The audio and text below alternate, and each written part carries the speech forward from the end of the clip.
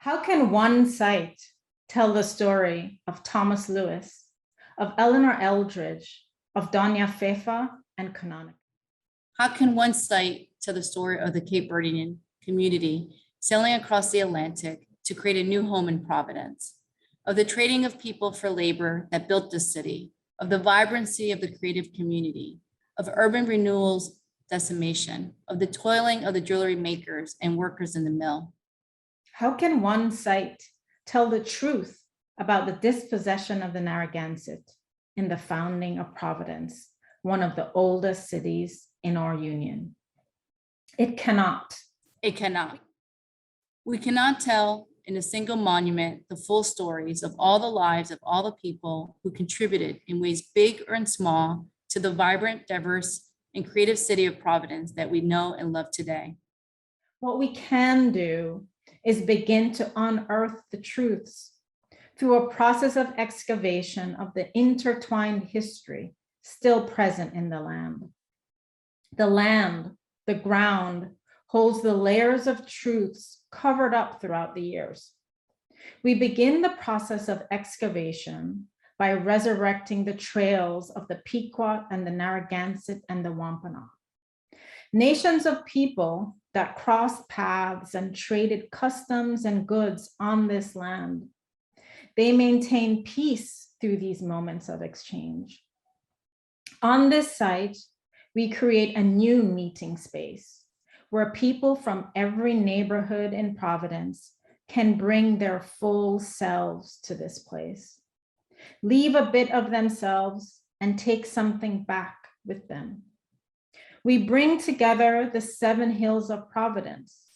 No one of the 7 forms represent any one neighborhood or group, but as a collective, weave together the multiple cultural traditions from across the city. Here is a site of contested ground, shifting ground, ground that holds the history of the land and the people. The excavated land will hold the voices of the people in text inscribed on its surfaces, making visible the invisible.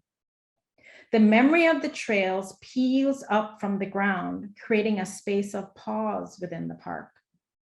Together, they create a moment of exchange, a place to come to learn about the history of the people who helped to make Providence.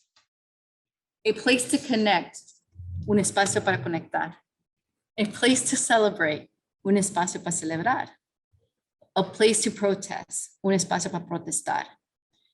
Text devolves in the surface of the inner walls of the lower level will be the names of local heroes identified by residents in community workshops. Text on the benches remind us of those heroes who have been forgotten but are still a part of the fabric of the city. A sound installation integrating and abstracting the Narragansett, African, Dominican, and other drumming traditions will play from speakers embedded in the walls. As residents meet in the central space, they will hear their footsteps on the gravel on the ground. When the memory of the trails leave imprints in the ground, we will fill the gap with gravel and shrubbery. When the winds are strong, the open ends of the ribbons will move and touch, creating a sound that will remind us of the air and how important it is to us, yet how it is sometimes toxic to breathe.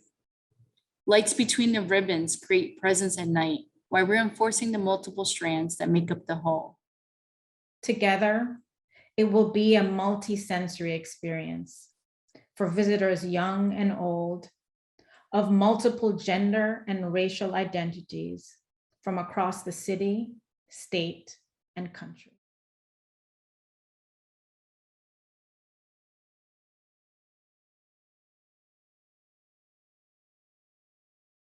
We are Nina Cooke John and HANSY BARRAZA, both practicing architects with multidisciplinary studios. We met 25 years ago as students at Cornell University, where we bonded over immigrant stories and a dedication to craft and architecture. I went on to found Studio Cooke John, a practice that explores how we engage each other in the public realm, how public art can be a part of our everyday lives, and how public space design can promote engagement in the democratic process. I was recently selected to design the Flatiron Public Plaza installation, which was on view last winter. My studio's winning design for the Harriet Tubman Monument in Newark, New Jersey will be unveiled in the summer of 2022. I practice in both Boston and in Providence, and I've been a faculty member at the Rhode Island School of Design since 2002. With Anthony Pimarini, I founded Studio Luz Architects and a nonprofit 501c3 organization called BARRAZA, where we install public art projects all over the city of Boston. The self-initiated installation projects have been seen in Boston, such as the Big Hammock and the Tilt-Down Fence, activates underutilizes public space, with sculpture forms that create community spaces in the middle of the city. During our scheduled site visit, exploration of the archives and discussions with community members, we connected with the deep, deep history of this place, both the city of Providence and the site itself. Providence, as one of the oldest cities in our union, played an important role in the various stages of American history, including the role played in the slave trade, in domestic manufacturing, and the role it is playing now in creative cultural production. We are particularly drawn to the fact that the site has historically been a cultural meeting ground of indigenous peoples, European settlers, enslaved Africans, free Blacks, and immigrants who came to work at the waterfront. We kept coming back to this map we found of the trails of the Pequot, the Wampanoag, and the Narragansett as they passed through what would later become Providence. It is a simple map of pre-colonial trails, but the connections that the different communities made through the crossing of paths helped them to maintain a larger peace while sharing goods and customs. We were also really drawn to the story of Eleanor Eldridge as a symbol of intersectionality, of African and Native descent, a single woman laborer who was dispossessed, but ultimately triumphed in her lawsuit to win back her land, a feat in and of itself. And there is so much here in the physical land, with the clearing of communities to build a highway and then the tearing it down to make room for this park. All the marks of history are still embedded in the ground.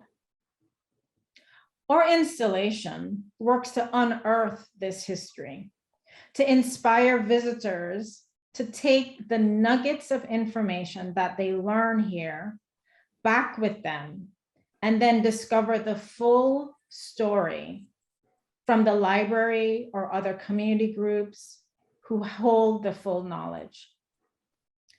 In our unearthing of the history, we wanted to start with resurrecting these historic trails so that we can support the exchange of traditions that we hope to promote in this artwork.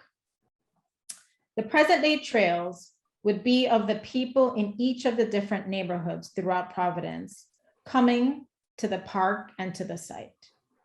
They bring their full cultural traditions with all its nuances to the site, where through direct and indirect connections that they make here, they take home something different. We also reference the 7 Hills of Providence, a European reference, but we deconstruct it, weaving together the 7 forms in the installation. No one of the 7 forms represent any one neighborhood or group, but as a collective, weave together the multiple cultural traditions from across the city. The first layer of the installation is the ground.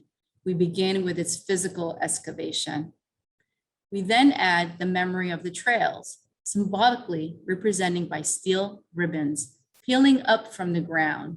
The ribbons rising above create a space below. Together, they create a moment of pause within the park, smaller than the bridge, already teeming with activity, but large enough for small gatherings and moments of exchange. A 35 feet and 35 feet and the highest ribbon at 20 feet The installation will have presence and will be visible from multiple approaches around the park and driving by on the local roads and on the highway during the day or at night. We're creating a space that people can wander through and sit, a place to come to learn about the history of the people who helped make Providence, a place to connect where directly or indirectly as people do in public spaces, where the role of public space is to nurture and cement the bonds between neighbors. It will be a place where people will come together to celebrate, dance and sing, and maybe even to protest, as full expression of engagement with the city and its politics.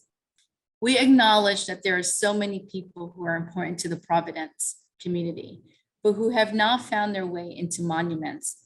Each household and neighborhood have community leaders who have not been included in the monuments in the city. We'd like to give them the opportunity through community workshops to have the names of their heroes included, etched onto the inner walls of the lower level. The text reading, "We are here" and "We are still here" reference those whose names have been forgotten, but are still a part of the city. Drumming traverses many cultures: Native American, African, Latin American. We will work with a sound artist to create a sound installation incorporating the essence of drumming from several cultures to be played at specific intervals throughout the day and the year, from speakers embedded in the base of the artwork. As architects, safety is always of utmost concern. During the design development phase, we will work collaboratively with our fabricator to refine the details of construction, as well as to make sure that there are no areas in which little heads can get caught while making the artwork fully accessible to everyone.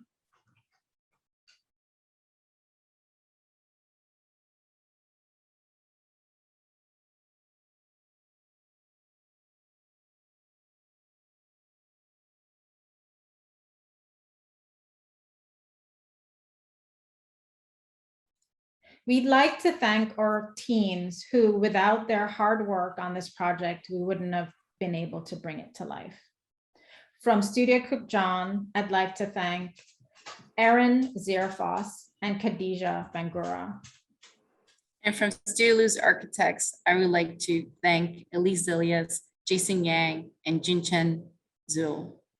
We'd also like to thank everyone else from the Providence Planning Committee that made this all possible. Thank you.